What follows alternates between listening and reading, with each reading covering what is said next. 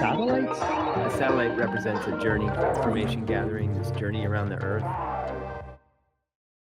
Welcome to Satellite Haiku. I'm MiLo.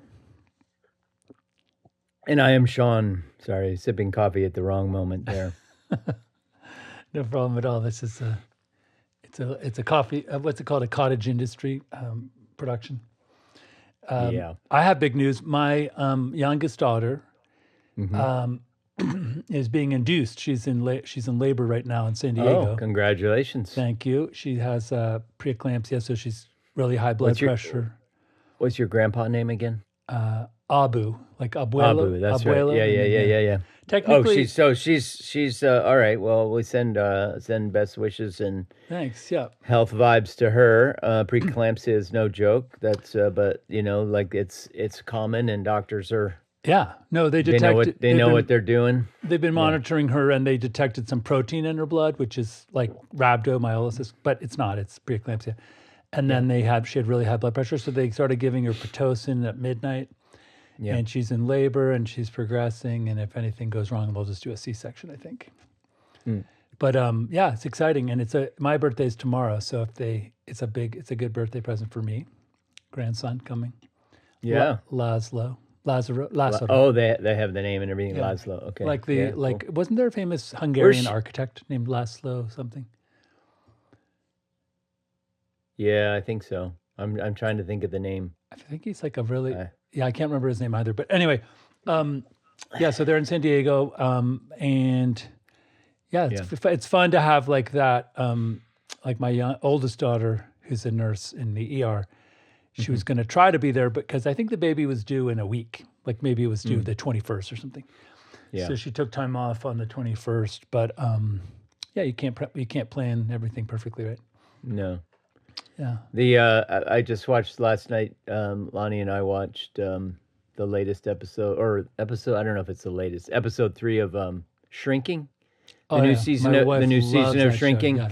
And the I don't know if you watch it, but there's a baby, like there's a gay couple, and they have a surrogate mom not a surrogate mom, like a mom that they found they worked through an adoption agency and found a woman who was expecting, who was planning to put her child up for adoption. So they have the birth, like the birth situation happened on the latest episode. But there was lots of talk about, they made a lot of jokes of the, one of the gay guys who's very squeamish about everything, and so, when you're in the presence of a person being born, there's a lot of stuff. There was one line where the guy's like, he's trying to get somebody out, like one of his friends there, because his husband is traveling, and the baby's coming a day earlier than they were planning to induce or whatever. So he's trying to get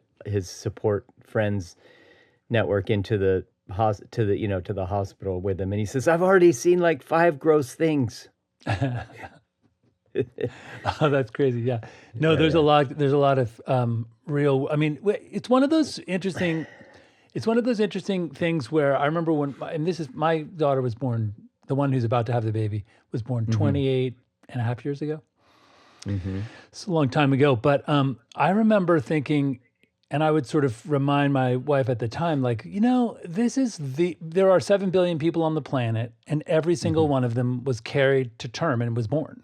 So like, in some ways, it's possibly the most common medical procedure on the planet, just based on population, right? Like, we've all experienced being born. Exactly. In some way, like some of us were cesarean, some of us were, I don't know.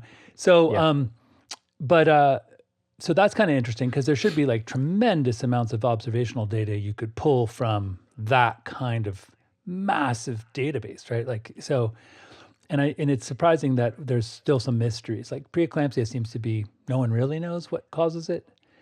And then there's those things like women of African descent, or like Black women in America, have a 3 times higher death rate or mortality rate in pregnancy, in birth, than white women. And no one can really explain, like, there's not like a medical reason or some kind of like. No, it's just socioeconomic reasons, but not medical reasons. Yeah. Even that one's really hard to prove.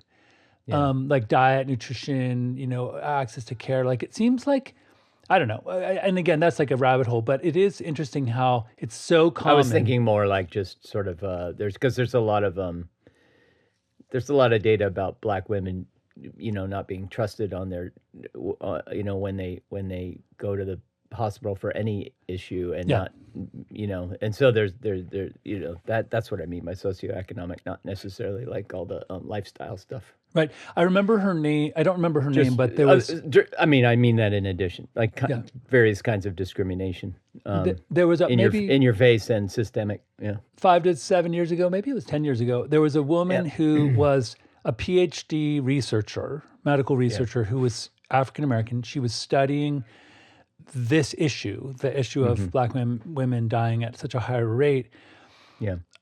during pregnancy. And then she herself got pregnant. She was a single mom and died after, right, like 8 days after she gave birth. And her mom gave a speech or at a news press conference where she said, my daughter was trying to find out why this would happen, and even she couldn't prevent it. Like it seems like a really interesting question to keep asking, and Yeah. Anyway. but yeah. So But back I to, agree with you that it seems like, something. It seems like it should be a solved problem. All of it. yeah, that's a good way to put it. It should be a solved problem, and it's something that if we're going to do like a Watson style, AI attacks medical problems, it would be one to sort of query and say like, hey, can you look at all the data that's available and figure out some kind of trend line or like point to some root cause? Maybe part of it is that there are like too much of the establishment kind of treats it like a solved problem. That could be, yeah. And Or- so like there isn't even, it's not even like that, all that observational kind of data that you just mentioned, maybe it isn't really collected in any kind of rigorous or systematic way, because again, the establishment, whether we're talking about the medical establishment or just society, treats it kind of like, a solved problem. Yeah. Like going to sleep or something. I mentioned this in another episode, I think related to a similar thing, but I remember trying to, using myself as like an N of one test case. I wanted to see or experience where I was blind to my lack of awareness about something, right? So I remember my youngest daughter, who's about to give birth today, was complaining that in our, our single parent household after our divorce, that the older sister and I would communicate, like we'd chat about something, and then my younger daughter would say like, no one listens to me. Like I mention something or add to the conversation and everyone just turns away. And I was like, that's not true. And then we gave her, the girls had Razor phones and they had this little video thing on the Razor. And so my daughter brought me a video. I have it still, where I'm sitting at my workstation and my older daughter's talking to me and we're chatting and laughing. My older daughter walks away. I turn back to the computer and my younger daughter walks up and says, Daddy, I wanted to ask you something. And then I just completely keep working like she's not there. And she just says, see, that's what I mean. And she walks away and that's the video. And I was like, wow, I mean, it was not intentional. I didn't, like, it wasn't like I cultivated that behavior. There was something subconsciously where I just didn't. Some kind of like, they talk about second child syndrome. Yeah, I don't, but I can't explain why, but she proved it to me that like I was completely blind to the fact that I ignore her. And I was like, so maybe if I sort of drill down, maybe like across society, we have this weird, there's, when an African-American woman in a hospital situation complains, weirdly, people just don't listen to her. Maybe that's why. I don't know. It's so strange, very odd. Interesting. Yeah. Huh. And I wouldn't even begin to know how to fix, even that situation other than to quote unquote, try to be more aware. But even that's kind of hard to do. Yeah. It's like sort of, you don't know what you don't know kind of. So if you're not aware, how do you become aware? You can't try to be aware. Like being aware feels like the first order problem. Right. There's nothing before that you can do to, you know what I mean? Yeah. Well, we did talk about, like, for instance, having that input of someone providing a video feedback that proves that, it's happening. That helps. And then I remember having the other person, like having an agreement with the other person where you're like, if I'm doing that. Yeah. Call me on it in the moment Yeah. so that I know that I'm doing it. Like sometimes you need like that other person to be your agent in helping to fix yourself. I've had partners where we had like there was something about going to like a big party that like when it's time to leave and someone's ready to leave, and the thing Yeah. was you were supposed to go like this, Yeah. and it was like a symbol of like or signal. I'm ready to leave. Can we leave? Can you wind it down or something? And it's worked sometimes. Sometimes it didn't work, but that would be it. Like if my daughter came and said, "Dad," Yeah. and then that would be the signal. You did not listen to what I asked or said, or Yeah, yeah, completely exactly, ignored yeah. me. That's good. Do you remember when we were talking? When my wife brought up, we were out at a little mezcal bar with a lesbian couple. One was from Spain, another's American, and there were three women and me, and we were talking. And my wife said later, "You kept interrupting us." Remember that we had this conversation, and I said, let me I want to think back. And we talked about cooperative interrupting, and that it might even be like Northeast Coast kind of like we even listening to the way we talk here and Yeah, Donald like Trump. you and I do it all the time. Yeah. Yeah, and it's not like you kicked me in the face or something. It's like it's part of the I way feel like that- I interrupt you more than like listening to our episodes. I feel, and I just did it right now. I feel like I interrupt you more than you interrupt me. But- and but- you roll with it. I roll with it, but and also maybe it's because I go on for too long and you need to. Like, you know what I mean? I don't take it personally or feel like, oh, he did it again. Which I do think that's, my mom talks about, because I mentioned this topic to my mom. My mom talks about that, and she's the fifth of six children. So she claims that it's like birth order. Like there's nobody, everyone older than you has more interesting things to say, and that you become acclimated to just not being heard. And I don't know. I mean, there's an East Coastness for sure to it because it happens, like it's more socially acceptable where we grew up than it is out here in California. yeah, no, for sure. So there's definitely an East Coast, like sort of, I don't know where like the urge comes from, but like the acceptance of it is different here than it was where we grew up. Right. Like I remember circling back to my wife, and after we had this discussion and I was thinking about it, and I was like, you know, in some way, when you do it truly in the cooperative support way, it's the opposite of a diss. It's like, I appreciate what you're saying so much, I want to add to it because we're kind of propelling the conversation deeper and further. And so it's interesting that some people would be offended by it or feel, I think it's just like there's some people like the conditioning. I noticed that out here, if I'm better at not doing it, but I still do it sometimes. Like when you do that, even in that most cooperative way, like you're trying to like enthusiastically kind of like add to what they're saying and kind of boost it a little bit.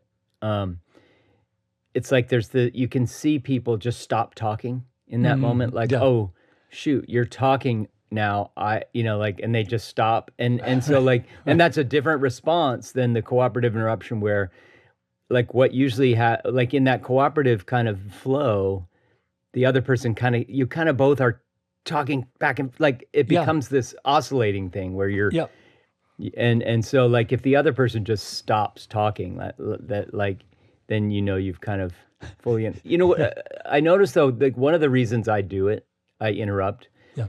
There's the boosting kind of thing, like the cooperative interruption.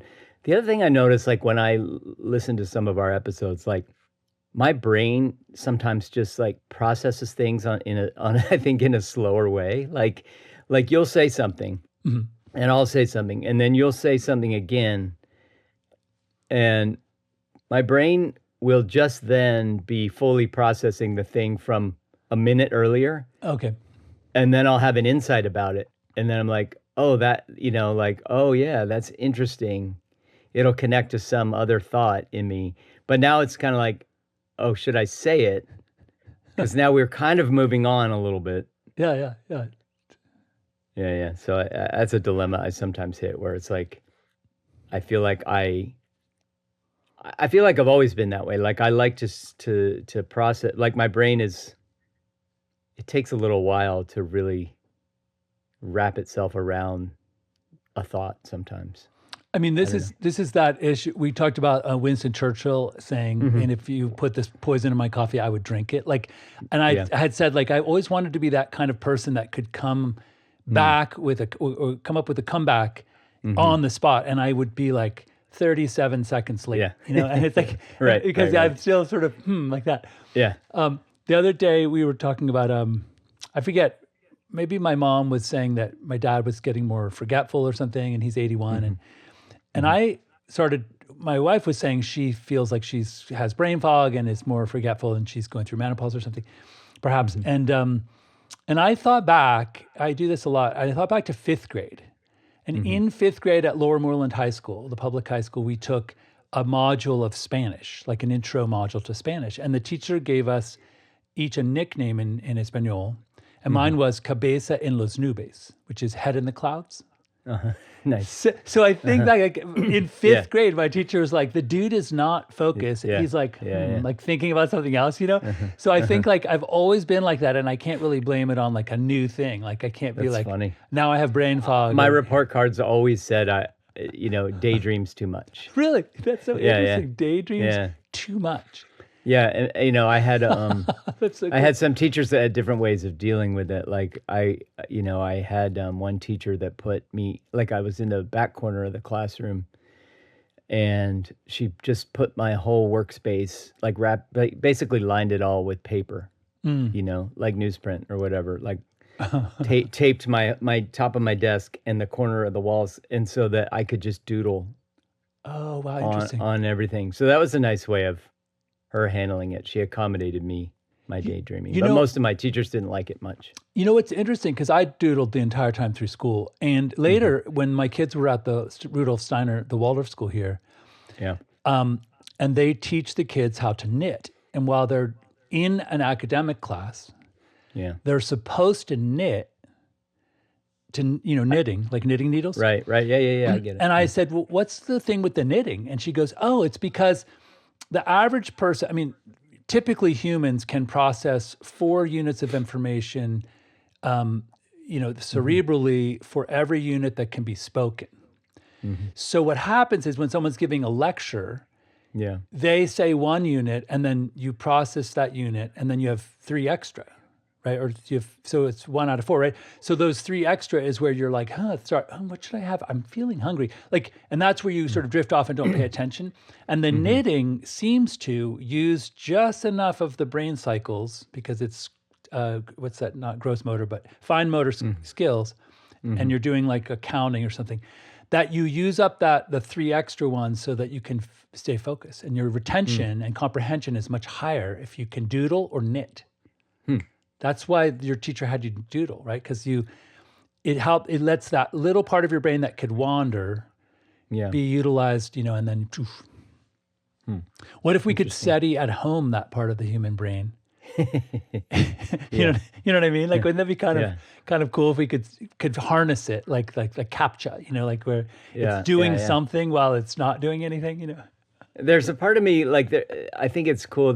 I will say there's a one current of me that has the dissent reaction, which is like I have this almost like allergic response to the idea of sort of like optimizing ourselves. You know what I mean? Like when the goal is to optimize ourselves, Mm. I have a little bit of an allergic response to it. It's like, fuck that. Like, why do we have to know that we have 3 cycles of brain that does this and that? Like, it seems all geared toward optimizing us, but for what? Like, why do we like? What's the purpose?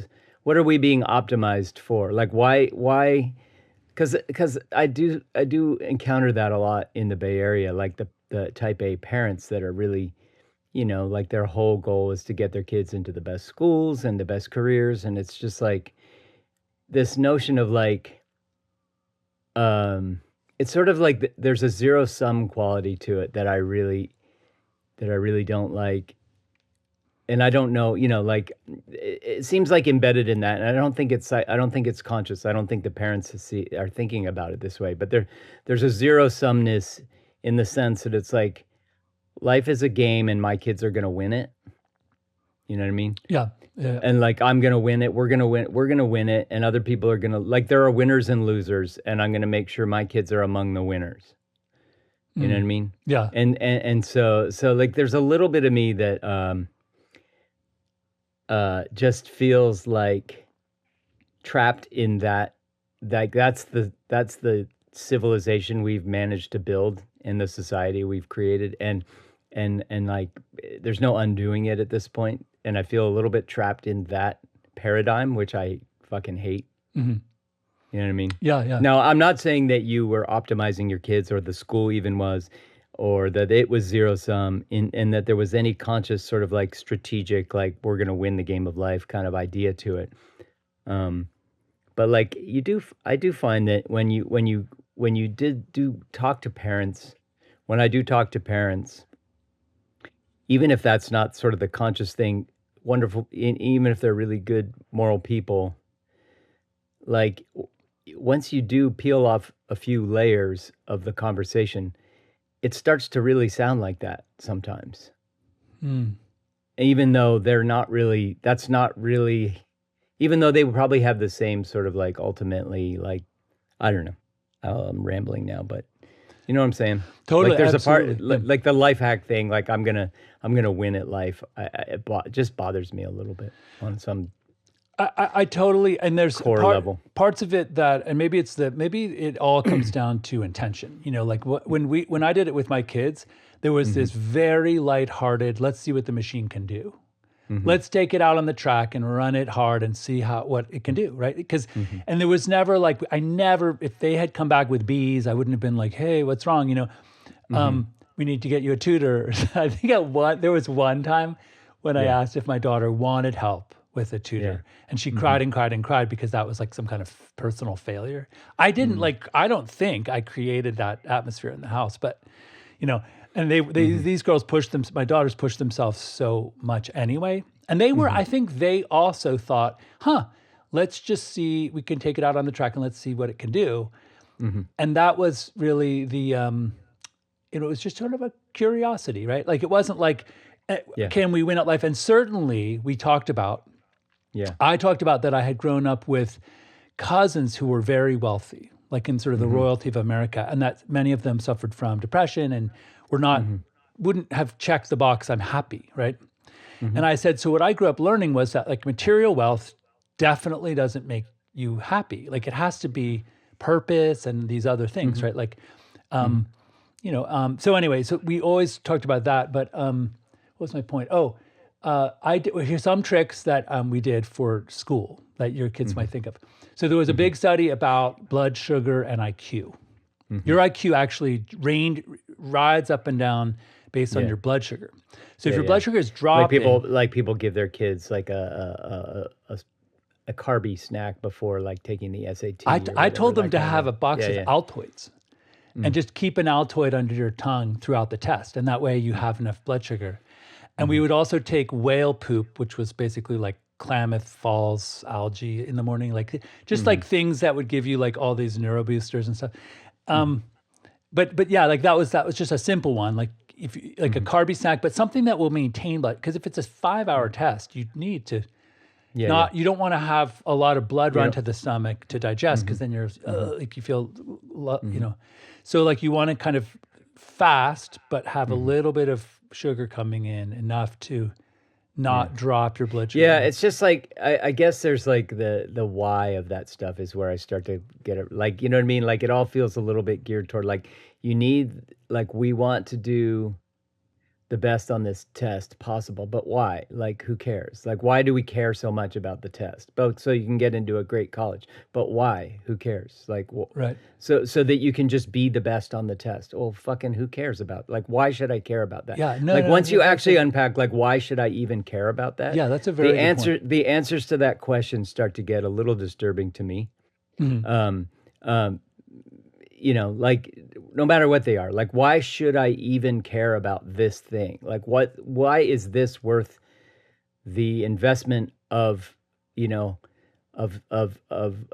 metabolic science that we're investing in it? Like, why is it worth it? And And you go, oh, so you can just do the best. But why should I do the best on this? Just to be the best. Like those are cool reasons, sure, but like those aren't the reasons most people give. And there's a little bit of like, I don't know. I guess part of it to me links back to that just general, like if I could just fully abstract it, it's that general tension between acceptance and striving. Like those two things live in tension with each other all the time. Right. And so like on a spiritual level, I'm talking like pure spiritual level, like to what extent are we here in this world? To what extent, like while we're here in this incarnation, where, in what ways and to what extent and in what context is acceptance the thing I should be trying to get better at versus trying to strive and do things and achieve things. So like acceptance versus achievement, kind of that tension. I feel Tim Ferriss, is it the 4-hour work week guy? So he's had an interesting arc because he was very much in that like optimize, right? Optimize your life, and he still is to some extent, but like measuring everything and like hooking up all the apps to all your different biometrics and all this shit, tracking right? your Like sleep patterns and your sleep and all this shit, right? Like he's still into that stuff to some extent, for sure. I think his mode is a little different than it used to be, but like he had a great episode with Brene Brown where they talked about this specifically, this sort of like tension between trying to achieve and trying to get better at acceptance. And like, how do you balance those two things in your spiritual being? Anyway, I think it's an interesting dance that I struggle with. I've always struggled with. Like I think a lot of us struggle with. It's an interesting dance. So that makes me think of the acceptance and striving is for decades I studied and taught a yoga class that was based on, I had studied Iyengar and Ashtanga and later Anusara with this guy, John Friend, who crashed and burned spectacularly. Yeah. But there was some really interesting, so one of the things that I learned myself, because I came to practice yoga like a Spartan warrior who was trying to do all the gymnastic things like jumping into handstand and lower my legs through. Like I thought of it as gymnastics. I thought of it was a competition. It's kind of ridiculous. And I had got a lot of injuries. Like I would tell my class, like I had a Microsoft Word document that went onto the page 2 with a list of little tweaks, shoulder thing, my back messed up. And it wasn't until I kind of wandered into the sort of the Iyengar, which was very therapeutic focused. Like it's focused on how do you make your body feel less pain and more vitality and kind of flow. And so make a long story short, the thing that blew me away, and I remember being in a pose like Parshva Konasana, this one with your arm over your head, and like I was like, I'm going to make it the right shape, right? And I remember the teacher, John Friend, in this workshop saying, firing the muscles to create the shape can be done from two motivations. One can be like, I got to do it as hard as I can. And the other one is you infuse that effort with a sweetness of acceptance. Like, this is where I am. This is where my body shape is. And are there ways to align myself to increase flow and less pain, And I was like so good at like driving myself toward a doorway of pain, like I was like, that's how you get better. Kind of the no pain, no gain thing. And his thing was like, when you have a big warm glass of a big tea cup and you put a tea bag in and it kind of goes everywhere. He's like, if you could start with a sweet acceptance of this is where my body is now. I'd love to have less pain and more fluidity, more openness in my joint system. And to do that, I'm going to need to explore the shapes that, will challenge the joint system and the muscular thing. And I just remember tears streaming down my face because I had this shift where I was like, damn, I can try just as hard, but from a sweet motivation. Yeah. And then nothing gets hurt and I never get hurt ever again, So I think that goes that kind of difference in modality or orientation, I guess, is a good way to think about it. That difference, I think, goes really deep because you think about like going back to what you said about wealth doesn't make you happy, right? Like we've Right. seen that firsthand. Yeah. It doesn't make you spiritually healthy or happy. It's not an automatic path to happiness. And there's some wealthy people in the world who, at least from a distance, when you look at what they do with their money and how they operate in the world, and you go, that person is trying to fill this empty hole in themselves with money, and it's not working, right? You sort of have that impression of them as you watch them operate, like a Bezos or a Musk to some extent. You go, that person obviously has like an emptiness inside. It seems obvious from this distance. Obviously, we don't know them well enough to really say that with certainty. But there's something about certain wealthy people where you go, they have an inner emptiness and they're trying to fill it with money and material pleasure, and it doesn't seem to be working because they seem just as empty all the time. And I think the same is true of people who sometimes with achievement. Like there's some people that you go, like some of these manosphere guys that are, the workout guru type guys, right? Like, or the all meat diet type guys, right? Like there's some of these guys, I started 72 companies last week, right? Like those guys. Yeah, totally. A little bit. And there's something about them that also feels the same. It's like a little bit like, and even that Tim Ferriss, like optimize your life to the nth degree. Sometimes when I guess my sort of, the way I register that when I see it, when I witness it, sometimes I register it as they have an emptiness that they're trying to fill with achievement, with money, whatever. And then there's other people that are very accomplished or very wealthy, and they just give off a different vibe somehow. And they just seem to be like, they don't seem to be operating in the world that way, like from an empty soul, kind of trying to fill it with stuff. And so like, to me, that in a way, that's like that grr is like, I have this emptiness. I'm trying to fill it with I'm going to get to that perfect pose. And then I'm going to feel better about myself. Right. I'm going to have achieved that thing, and I can check that off the list, and that will make me feel better. Like I got there and it was perfect. Yeah. And but then when you get there that way, you don't feel that. Like it doesn't give you that it doesn't give you that satisfaction that you thought it was going to give you. You're on to the next thing, maybe, right? And because you check that box and you're like, fuck yeah, right? But like getting there through that sweetness, maybe it just like the feeling of getting there is different too. Like maybe there's a different kind of satisfaction when you arrive in that place. Or maybe you don't even need the satisfaction in a certain way. You don't even need it. So that in a way, satisfaction is whether you get the satisfaction or not is not even a question that makes sense anymore all of a sudden, because your orientation on it is different. I don't know. No, that's an interesting one. It's one of, like, for instance, it's one of the things I did for a short time.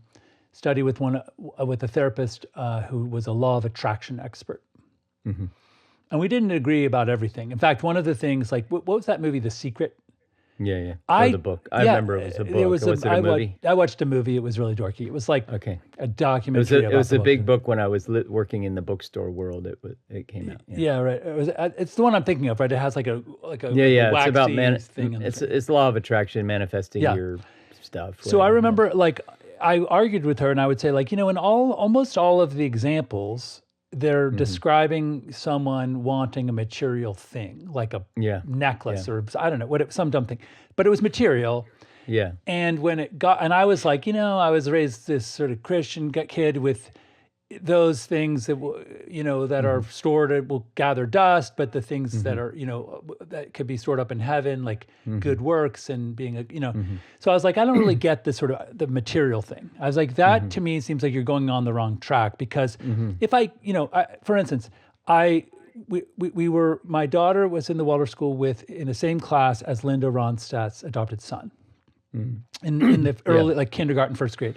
So we would hang out with Linda Ronstadt. We would go to Govinda's and have Indian food with her. And I remember she said, I'm she was very, very practical, but she knew her like that she had this weakness. She goes, I know this is ridiculous to say, but I'm nervous that if my I've had won 15 Grammys, and if my next album doesn't go, semi-platinum or something, I might have to sell one of my 5 houses, and that stresses me out.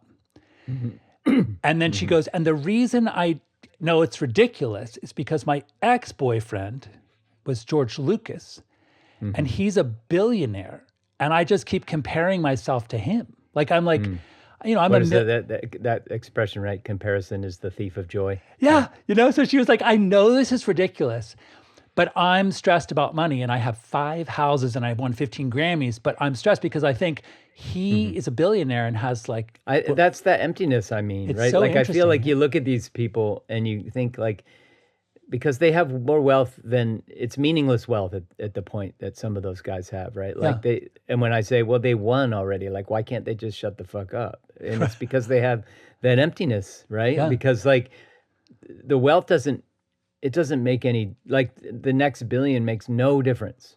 The last 100 billion didn't even make any difference in their life, right? Probably the And last 7 billion. I mean, it's very low, the amount that like if you takes have out of the. if you have 400 billion for like Elon Musk or whatever, right? Like 300, at least 300 of those billion, probably 350, maybe even more of those billion didn't add anything, measurable to his actual life. Yeah, I Right. bet not. I bet it's down into the millions. Like I don't think. Yeah. You know, Right. once you can buy a helicopter and a private jet, and you have So a at some house wherever point, you want. all it is he's comparing his number to Bezos's number, right? And, Yeah, who's and the it's winner? just some pixels on a screen that he can look at and go, I have this much now, right? Like that literally is all it is. It's a few lit up pixels on some device that he can look at. That's what his money is. It's not even things. It's like a few pixels on a screen that he can look at and feel a certain thing. Yeah. It's weird, right? It's so, very yeah. weird, So, it's but it's just that I bet the comparison to other people at his tier or near his tier, I bet that just what drives some of those people. It's not like when they put the effort that they put into,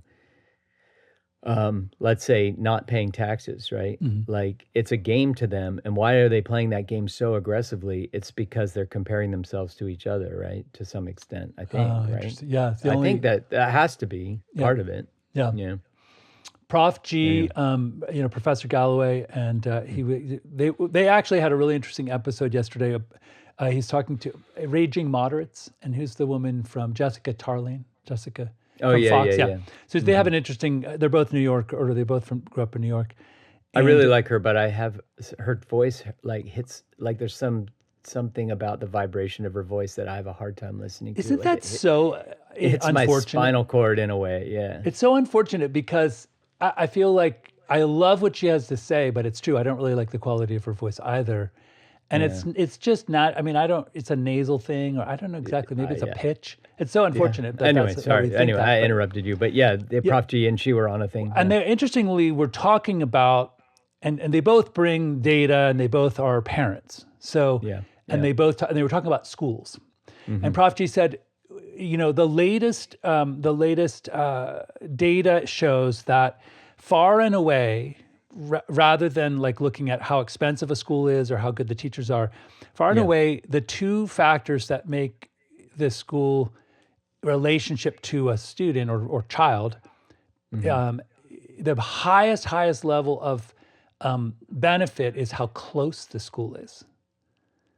Because if you're paying $75,000 to drive your kid to the Dalton school, but it takes an hour to get there and back, then the 2 hours of their life are lost in the car just to have a better school. And he's like, if you could go walk to the corner and go to the public school, and it's like above average rather than like the best in the world, that ends up being over the long term for 18 or 15 years or something far better. And I was like, that never ever occurred to me. Like Interesting. Yeah. Because I drove my kids across town to the Waldorf school, and there's a really nice magnet school right up the hill.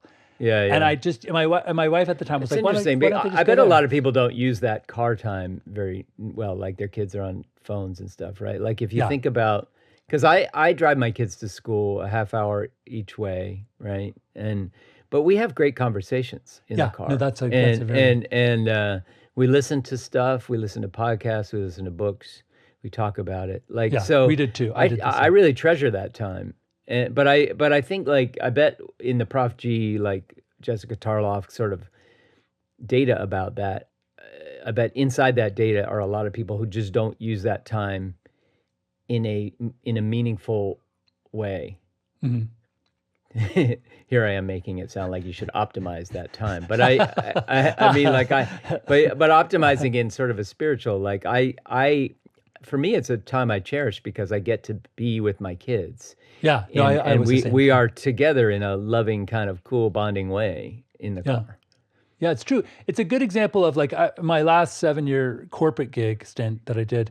I had to Mhm. drive 17 miles to and from work, and there were no highways. Like I had to go Yeah, on, right? yeah, And I used to got a headset, and I would call one of my closest friends in yeah, Colorado. I'd call.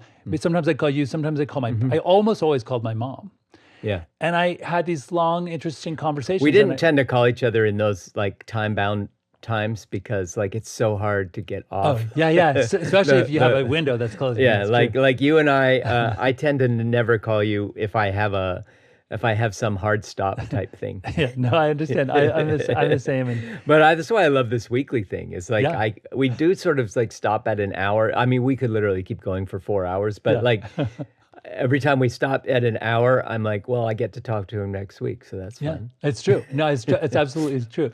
And but yeah, so I guess you're right. Like there's this whole, and I think it really what it boils down to is I think that whatever situation you choose or find yourself in or aim for, there is an inner shift that you can have that Mhm. will maybe start with a gratitude list, maybe look first to I'm good enough as I am. Yeah, yeah. Let's see if we can what we can do with let's see what what the machine can do if we take it out on the track.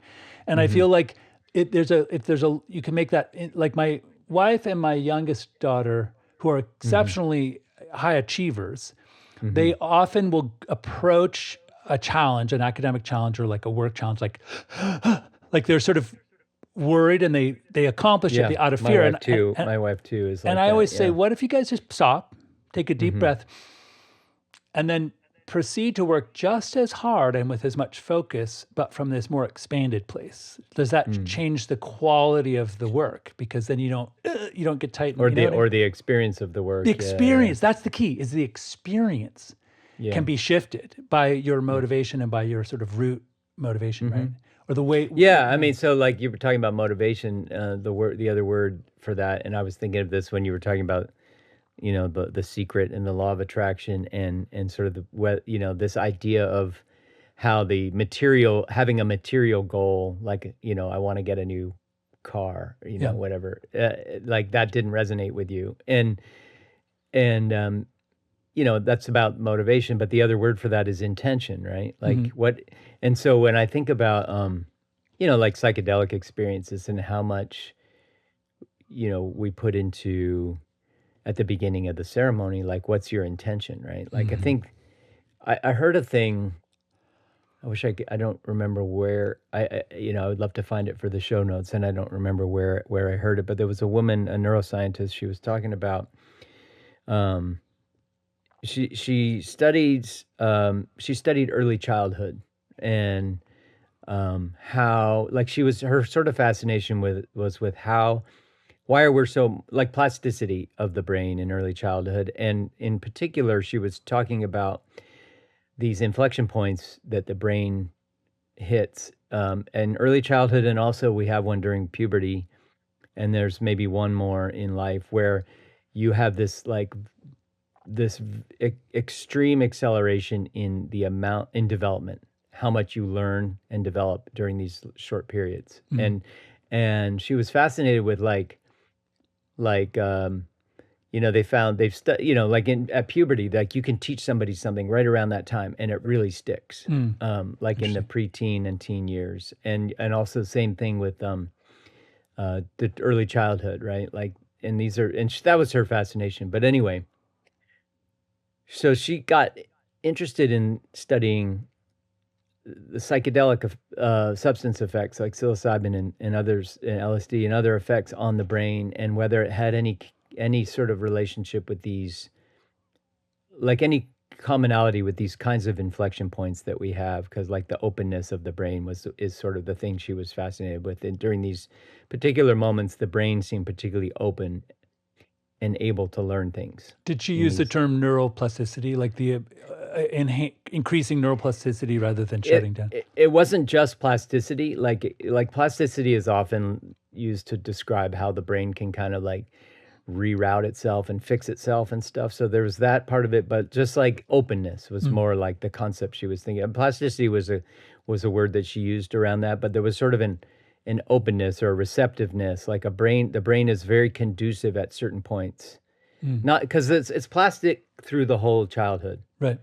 but there's certain specific points, like when you're learning to walk, or when you're learning, speech, or when you're learning to language. speak, right? And then again, there's other things in puberty that happen that are a little more physical motor skills oriented, that are just huge increases in your body learning to do this really well, right? And it was more motor skill type stuff in that later phase. But it's just this like, she was very interested in these inflection points where it seems like your brain is preparing itself to learn a whole huge amount of stuff very quickly in a short amount of time, right? Anyway, so she started to look at, she had this hypothesis that psychedelics create that in your brain, create those inflection points to some degree. And so she did a bunch of work on psilocybin and DMT and LSD, and figured out that it does seem to be a version of that sort of openness that those substances create in you. And the thing that I took away from that, to tie it way back, weave it way back to where I started this little thread, was just about what the value of what intention is. Because you can imagine that if you are, let's say, if you're Elon Musk and you're really into ketamine or whatever, right? And the thing that you go into that with, your intention, so to speak, when you take that drug or whatever drugs he's taking, right? Like if your intention is to be more powerful and more wealthy and to make your company more powerful and to be more admired and all that, right? Like if that's your intention, then if she's right about what the substance itself does, which is to open your brain to learn quickly and to basically like, so then that is going to affect what you come out of that psychedelic experience is like with this, because there's this mystery, like people talk about, like, well, some people become very spiritual and loving on psychedelics, and so like there's this idea that like psychedelics, remember like in the Timothy Leary days, like, oh well, LSD will change the world, we'll all kind of become enlightened beings, right? Enlightened loving beings if everybody could just drop acid. Well, it obviously doesn't work for, like, lots of people are acid heads or ketamine heads like Elon Musk, and they're just as awful as they always were, right? It didn't change him. Yeah. And so I was just thinking about that question in relationship to her work, like, oh, it's your intention that could be a huge difference maker. Because if you go into that experience and your intention is a loving one, and then you create that openness in your brain, how can I be more of a loving being on this planet? Like, if it's true, if her hypothesis is correct, then you are creating, then you are basically putting your brain in a position to learn how to do that thing that you are going in with your intention, right? Your motivation, your intention. So it was a really, really long ramble about intentions and motivations, but how much of a difference it makes, I think. No, I'm right on board, and I did want to share another yoga story that I think is valuable and on topic, and it comes from there's, I remember when my when the Anusara yoga system crashed and burned, and the founder John Friend sort of blew up and went down in sort of a scandalous. Just people can Google it if they need to, but I remember with my partner at the time, who was really into Iyengar yoga, she wanted to sort of, like, I would offer something that John Friend had taught us as a therapeutic concept, and she'd be like, "Is that from John Friend?" And then she would, and she would like, and I said, "You can't throw the baby out with the bathwater. Like, there's things that he he was very insightful about. This was after his sort of Yeah, whole after his meltdown. fall, Got like it, she right. just So, wanted to like, it throw was anything like he set out. right, at him. right. Like, And I oh, was like, he's a no, we need to sift yeah. through all the things and say this was actually very valuable and wise. And anyway, this is a story that he tells about his own journey, and I think it's really helpful. So he was one of the youngest trained Iyengar or certified Iyengar yoga teachers. And so he said, I was very arrogant. I was 28 years old. I thought I was like the best yogi in the world. And he got sick. And someone said, you need to go up to Guru Mai's ashram. And there's a French woman that makes really good pastries. And you got to go there. So he goes up to the ashram in India, and he's eating the pastries. And long story short, they invite him to come and to study with Guru Mai as like a yoga teacher, and she wants to offer her philosophy, which is a tantric philosophy, Kashmir Shaivism philosophy, and there's classical yoga versus Kashmir Shaivism, and to super melt it down, classical yoga looks at you and says, kind of like original sin, like you're a cesspool of desires, and liberation would be to sort of truncate or separate from that cesspool, that pile of dung. Whereas Tantra would say, like, being the pile of dung is a Plato extrusion of Shiva, like to see what it's like to be Sean or MiLo, or and to sort all you have to do is be you and report back, like, what's it like, and that's where here we are about striving versus acceptance again. But exactly. So anyway, so she says, I want you to start teaching this student how to do triangle pose, but I want you to first look to what she's doing correctly, and then offer her instructions to enhance what she's already doing. And John is like, I had been trained to like criticize her and say what she's doing wrong. And to talk about neuropathy, he was like, my brain, he would say, your feet are too close together. And she'd be like, stop. I said, first say what she's doing right, and then give her an instruction to make it even better. And he was just like, he was my smoke was coming out of my ears because I could not say first something she was doing right. I could only see what she was doing wrong, right? And I remember my girlfriend at the time, who was a yoga teacher, I told her that story, and she was like, please teach me how to do that. Please teach me how to see the world that way. And I remember thinking, it is a beautiful philosophy, like that Guru Mai is sharing, is like, what if you could look at everything and say, wow, that's an amazing thing that occurred in the world. I wonder what I could offer to make it better, to make more of that, And then you're focusing on what's right rather than what's wrong. And that's, I just think it's a beautiful lesson, and it was so helpful that he shared it, Yeah. Very cool. Yeah. And it's hard to practice, by the way. It's very hard to practice. Yeah. But if you just try, it can shift things. If you're really struggling, it can really I've always struggled with, and it's not that I don't feel grateful about things, but like the gratitude journal type thing, like I've never been able to make that a practice for that reason. It's just like, it always felt so perfunctory every time I did it. It was like, okay, I'm thankful for my family again. I'm one of those people. You know what I mean? They say like you're an atheist until the engine on the plane is starting to smoke, and then you're like, oh my god, yeah. I'm like that. Like I do the gratitude list when I'm really upset and sad and scared. And then let's do that. That's a great time to do it. Like, that makes a lot of sense. Yeah, I've never been able to make it like a daily practice or whatever. Yeah, it's hard. It's really hard. It's too hard. I have a question though. So I'm about to switch. This is very, very practical, and it's about the neural plasticity thing. I want to switch. Most of the cinematography world, the people who are editing video, are switching from like Final Cut Pro and Adobe Premiere over to Blackmagic, the Australian company's DaVinci Resolve, which is everyone, like the Hollywood is saying it's the best program. I bought it, I own it. And when I go to even edit this show, I just know the other program by heart. Like I know where everything is. I don't even have to read things. I just click, and I can do it in 20 minutes. Whereas the new program, I literally, my sweat starts to trickle down my arm, and I think I'm too dumb to learn this program. I have no idea idea. What does it do better or different that makes you need to learn it versus the ones you already know? I'll just say there's enough reasons.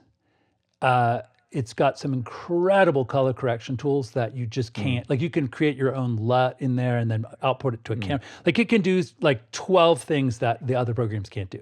Interesting. Okay. So there are real reasons. There are real reasons other than just the hype is real. Yeah, and it's not just like fear of being left out, like FOMO. Sure. It's FOLO. What's that? No, FOMO is what you're talking about. Yeah. Fear of missing out. Yeah, fear of missing out. So it's not just that. There's like practical, real reasons that people should. You were mixing up FOMO and YOLO. Right. Exactly. Yeah. I mean, one of the practical reasons is that Adobe charges, and maybe we should do a disclaimer. Doesn't someone in your family work for Adobe? Yes. But there's Adobe has a subscription model, and the DaVinci one, you buy it once and then it's yours. Yeah, and they just keep updating it. Yeah, so it's a lifetime license, and if I ever need something goes wrong with Adobe, I don't have to. It's so. I mean, I get why companies switch to subscription for their benefit. Like it's only for them. I would argue. I hate it though. I would argue that I've been using Photoshop since 1.2 or something, right? In like 1991 or something, and back in those days, you bought a copy for $600, an education version. You loaded it in. It cost a lot. Yeah. It cost a lot. Well, and then immediately it was buggy. And I remember this horrible moment when I called them and I was like, hey, it keeps crashing when I do this. And they go, oh, that's a known issue, but we're going to fix it in the update and upgrade. And I say, I have to pay for the upgrade? And they're like, yeah, you have to pay to fix a bug. And I was like, that's not fair. So when they did switch to the subscription model, I love that every morning. Every morning I check to see if there's an update. Yeah. And I expect them, because I'm paying them by the month, I expect them to be on it. When there's a bug, they have, my thing feeds back when it crashes. They know they have a database scrub. So that makes sense. Yeah. So I expect a lot more out of them because I'm not buying Right. I mean, I guess the flip side though is that when you are happy with your version of it that you're using and it, then, you basically at some point they stop supporting this or that feature, right? And and you need to, I don't know. It's like every other thing that has a subscription where it's like, oh, I can't use this on my Mac anymore. I need to get the new one, right? Like that kind of thing. Just like with the browsers on my wife's Mac, and that kind of shit happens, right? So it's like, well, that's how they get you. Or like, like you hear about Tesla and other, the subscription model. So when I worked at Salesforce, that was the product I worked on was like subscription commerce. And it was like, because it was coinciding with this moment where every company wanted to figure out how to create a subscription model for their products because they make more money that way. And so then you have like Tesla saying like, well, you can't have Power Windows unless you subscribe to it or whatever, you know what I mean? Yeah, they went like nuts that kind of shit, right? Yeah. I mean, I'm making up an extreme example, but they did start, cars and other companies have started to do that stuff, right? I'm going to be really mean for a second. Do you remember back in the 80s, everyone made jokes about lawyers? Like lawyers are ruining the world, My thing working in a corporate environment, for 7 years, I began to say it's the MBAs that are ruining everything because people hire an MBA and they come in and they're like, how can we squeeze more money out of the customer without losing their loyalty? Yeah. And it's like it's so embedded in. I mean, it's funny how embedded that is in our thinking as a culture. Like what I heard Sam Harris, and he does this More with Sam kind of episodes where he does random kind of topical current events type questions and he weighs in on stuff, which is, I like Sam Harris, but like I like him when he's interviewing guests. He's another one of those where it's like the more he's talking, the less I'm interested in what he has to say. But anyway, so they played this clip. He and his like producer played this clip of Jon Stewart. Like Jon Stewart had Tristan Harris on. Oh yeah. And they played a clip of it, and the clip was them talking about some CEO quoted as saying like, or some AI leader was talking about how CEOs will. The power of AI is it will give CEOs, their businesses will be able to make, unprecedented profits without, and they use this phrase, quote, without the tax of human labor. Yeah. Ouch. Right. Yeah. Right. Yeah, and so like, and so Sam Harris, Jon Stewart and Tristan Harris were sort of reacting to that, like, holy shit, like listen to that guy. And then Sam Harris and his producer were like, they just couldn't compute like what was wrong with that. They're like, isn't that what we should all want? Like, isn't that the world? Like, isn't that the promise of AI? And like, what's wrong with that? Like, that sounds great, And I just remember thinking like, shit, like that's just like that's so embedded in. I don't know. It's just capitalism, right? And it's almost like it's capitalism is the water we swim in, and you don't even remember that it's a, the old story about like the two fish and the old fish that came swimming by and says, "Hey boys, how's the water?" And then he went on his way, and the one younger fish turned to the other and goes, "What's water?" Right? That's capitalism, right? Yeah, totally. It's too bad that it'd be interesting to feed into if there was like an academic kind of optimize a government system. It'd be interesting to feed all of the historical data points about communism, socialism, democratic socialism, democracy into this sort of academic machine that could analyze and come up with, well, this is why communism failed just in astoundingly terrible ways. Why it was so easy for a megalomaniac tyrant to come to power in a communist system versus this sort of crunchy, hard, like very like sand in the our democracy feels really slow, but also has But the problem with the whole premise of that question is that like better for who, right? Like embedded in your question is the idea or the sort of the assumption that's embedded in your question is better for everybody, right? Collective well-being is what you're talking about, right? Yeah, but and so there is a concerted effort being, that throughout history that has been made by a small groups of people to make it better only for themselves, right? Yeah. And so I mean, a lot of them understand what would be better for everybody, but it would be in a way worse for themselves.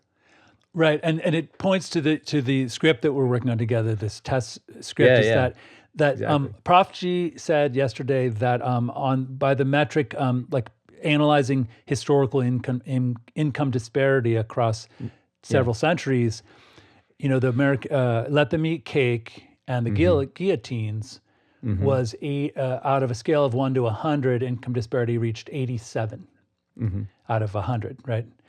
And we're at 85. Yeah, we passed the Gilded Age of America, but and we're approaching like revolutionary France. We're heading towards revolutionary France, and that's ugly, man. I don't. There's no reason to recreate like a bloodbath or some kind of But if you read the writings of like like if you just read the shit that like Peter Thiel writes about policy and society, or Curtis Yarvin, or like I'm reading this book Hayek's Bastards right now by a historian named Quinn Slobodian. Armenian name, right? There you go. Yeah.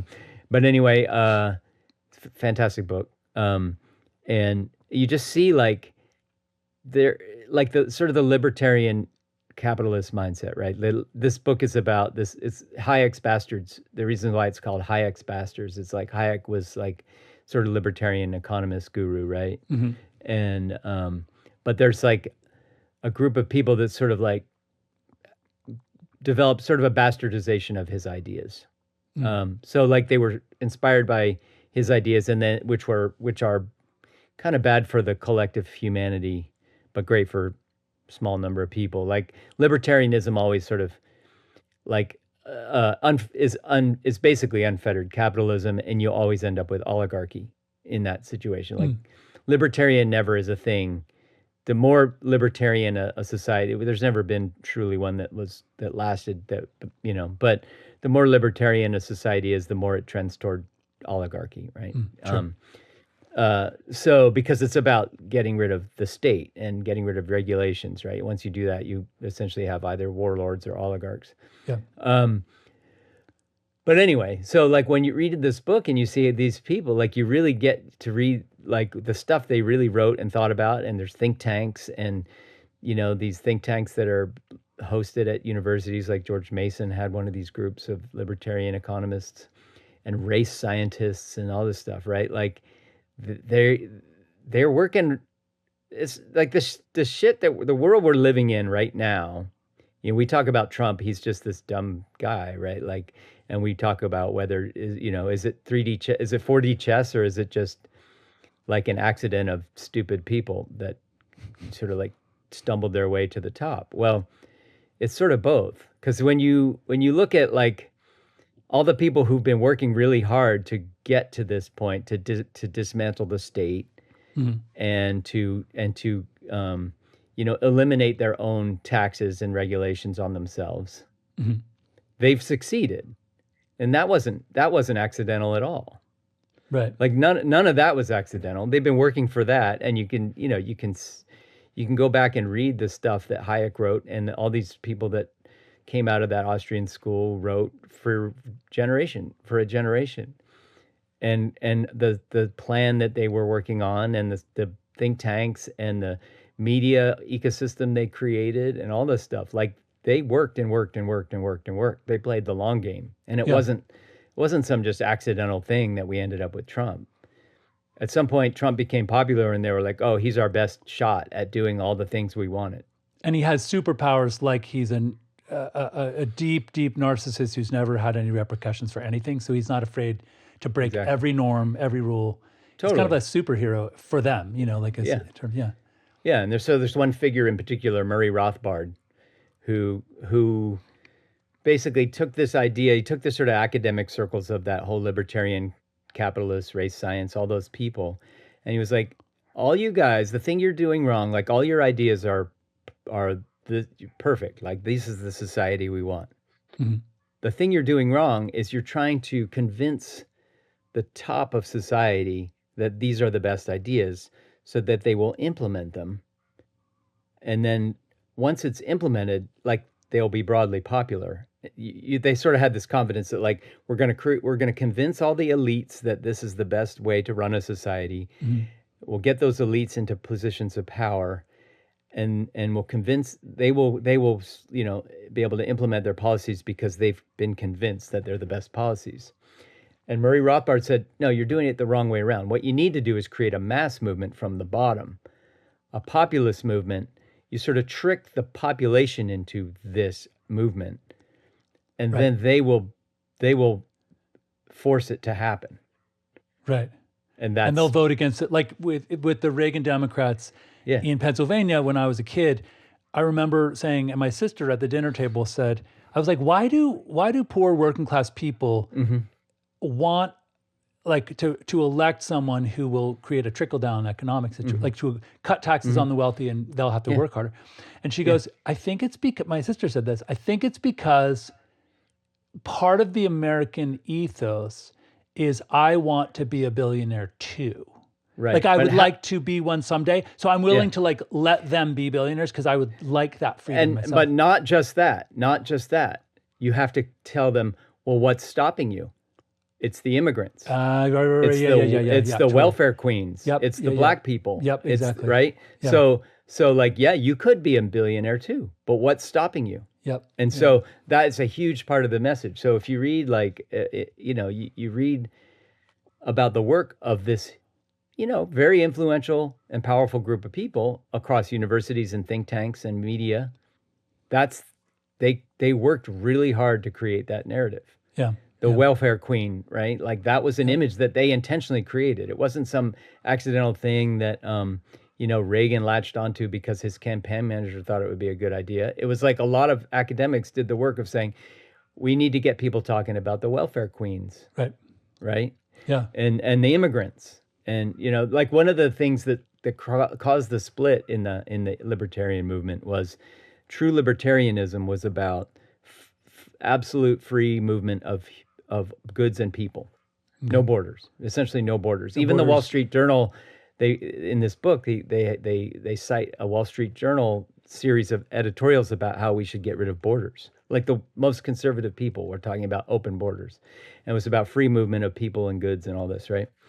And that's what true libertarianism, the state should not restrict the movement of people and goods, right, and resources. And then there was a group of people within that libertarian movement that were like, fuck, what are you talking about? We're going to have an invasion of brown and yellow people if we push this. And so there was a split in the libertarian movement between the people who were like, the racists basically like split off and created their own movement that was like, and you have these guys making these very public or very sort of like rigorous arguments about like, hey, there's a reason why Japan has factories in the Philippines instead of importing Filipinos to Japan. Yeah. Right? Like that was their Yeah. so they wrote this. There was a whole school of these guys that wrote these things about like, no, you don't understand. Closed borders and global trade is a substitute for immigration. Right. Like the reason why we want global trade is so that we don't need immigration. Right. And we can get the most profit by going to the place with the least restrictions on manufacturing and pollution and, And the example Bhopal the historical example they pointed to as the greatest success story was Great Britain. The Victorian era of Great Britain. They were like, see how well that worked for Britain? They had massive prosperity. They had any resources they wanted in the world, but they kept England white as fuck. Right. All the money flowed back. Yeah, that's a really so that was that was the success story they pointed. That's what we want. That's what they want. And it's so like the shit is not. It's not like some weird. That's not a conspiracy. They worked really hard. Like there's a lot of these think tanks that they the Koch brothers and all, they got all funded by all these people to create all these media apparatus and think tanks and everything. So they have a whole generations of students that learned, from these teachers in universities, and they have a whole generation of media that they've been groomed on, right? Like, yeah. So that's how they created the mass movement. That's how it worked. Anyway. It's funny because the way you describe it as this decades-long generational movement, what feels to me, like, and I've often said, like, I think without guardrails, capitalism will always devolve. And I use the term a feudal system, but you're right, oligarchs could be swapped in. And it seems like over time, we have these historical trends where we end up with a guy with a castle and a moat, and then these peasants around making all the crops, right? Like that. And then they run inside. If someone attacks, they run inside the wall and they are protected, whatever. So but that's where we kind of end up as a society. And it almost feels like that generational, like, so I think back to Eisenhower and his warning about industrial military complex, like, don't tie yourself to prosperity based on war, because you'll always need to be at war. Like, that was his warning to us. But we had tremendous prosperity in the 50s, very high taxes, plenty of money to do for the common good, build good schools, build all these infrastructure. And then along comes in the 60s after Kennedy's killed. When Nixon comes to power, it's the Southern strategy, which is to inflame racism and to anti-abortionism and to use, and then he handed it through Carter to Reagan. Yeah. And Reagan, in some ways, just Bush, Trump. Like, you're right. It was passed off. What's astounding to me is how you can simply look at jobs created and economic prosperity under Democrat presidents versus Republicans, and like, why?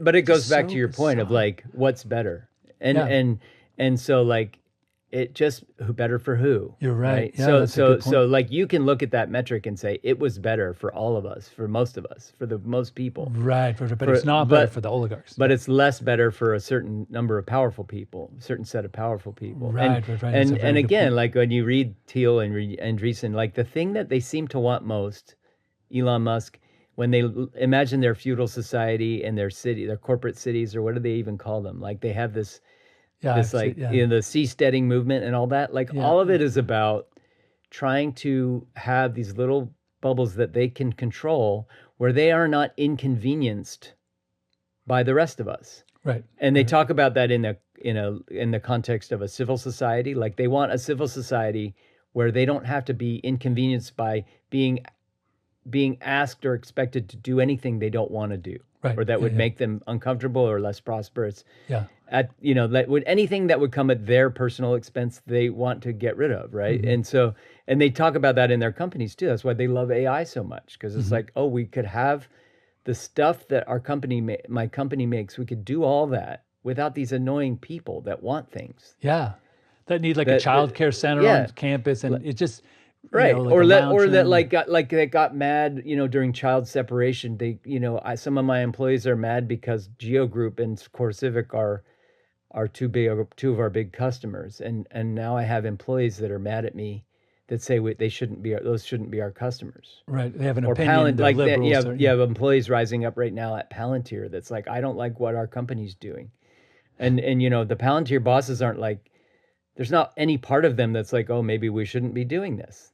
The part of all, How can we fire these people? And the only thing they're thinking is, fuck these fucking noisy ass people. Like, yeah. it will be lovely when we have a day when I can just make this stuff and I don't have to deal with them. Right. I don't need them to help me make it. Right.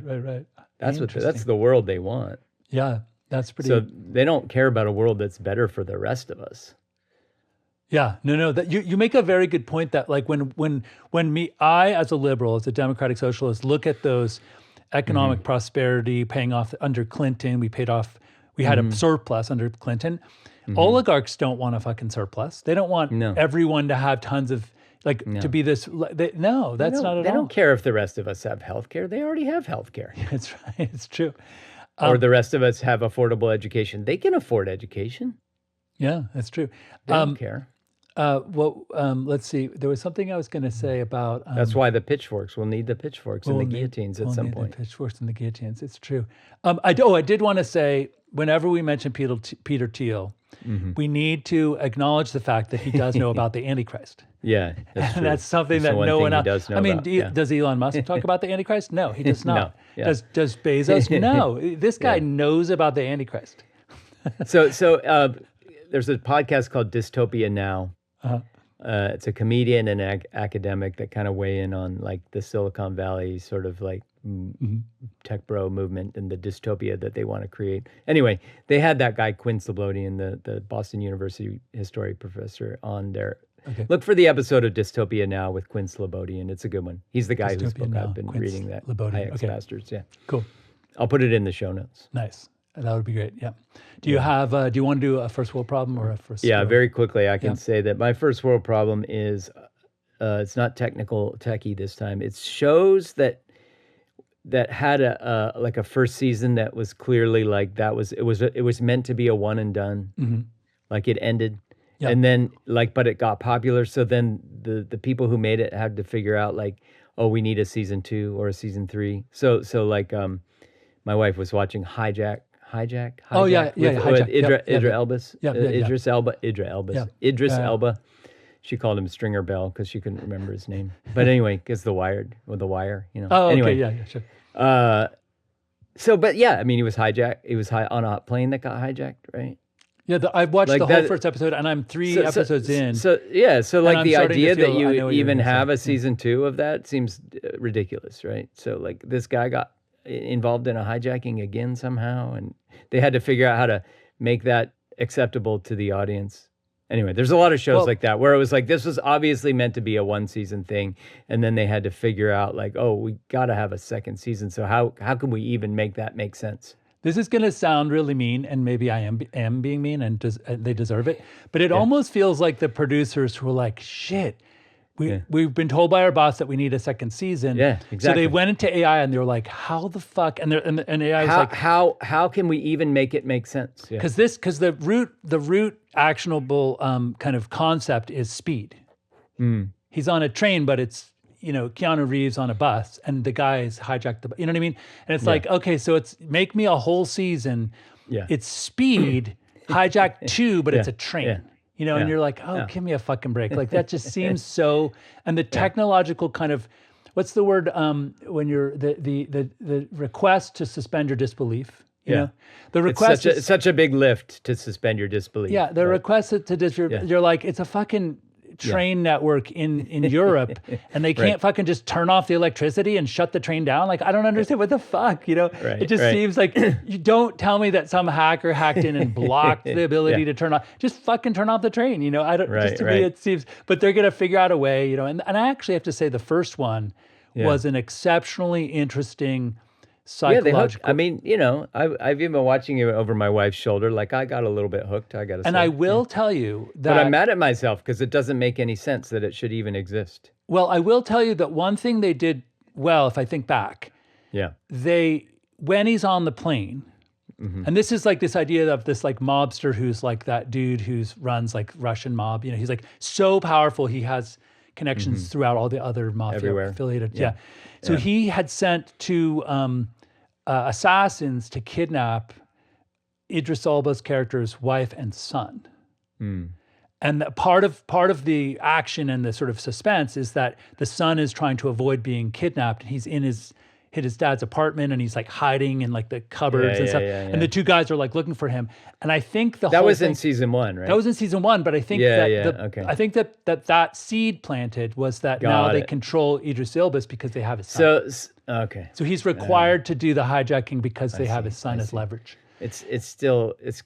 I mean, they did plant the seed. They planted the seed. So it's not like they got to the end of the season and the boss was like, you have to come out. Like, they knew they needed a second season way further back, that, you know, they planted that seed there. And it's true that, I don't know.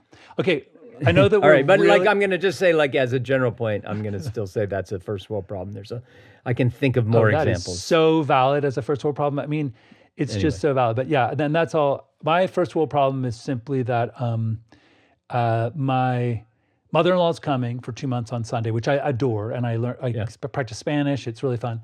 But my wife hired this Mexican cleaning crew to come do all the windows and clean the floors into the bathrooms, and I had to like take all of my gear and make it into a giant pile in my office because I need to go through and organize it. So and I tell her, I was like, if I act grumpy, just don't take it personally, because I love the motivation to organize my gear, but I needed this push, and now I got to push. It's a forcing function. Yeah, it's a forcing function. I like that term, forcing function. Well, I always appreciate talking to you and catching up.